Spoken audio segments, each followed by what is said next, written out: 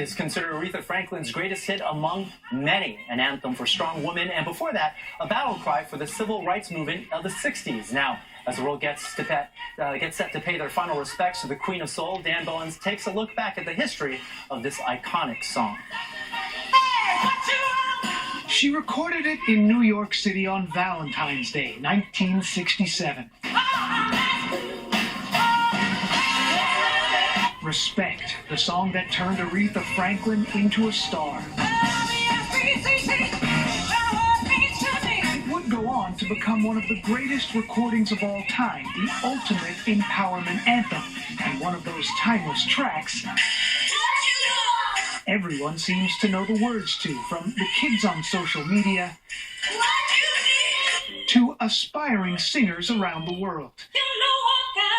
An all-time hit and perhaps the most iconic cover song in history, Franklin explains in this 60 Minutes interview with Ed Bradley. Tell me about Respect. I was living in Detroit. I had heard Otis Redding sing it. Otis Redding, the legendary soul singer, first wrote, produced, and performed Respect a few years earlier. It sounded like this. Franklin made it her own, and perhaps most important, she flipped the gender dynamic. When Aretha Franklin does a song, her song becomes a feminist call to action.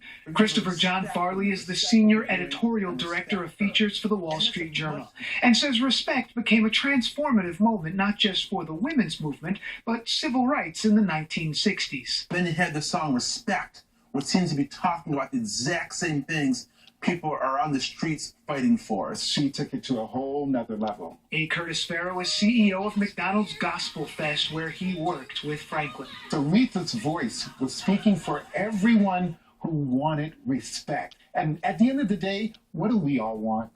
Respect. The genius of the Queen. Everyone should have respect, be respected, give respect. Dan Bowens, Fox 5 News.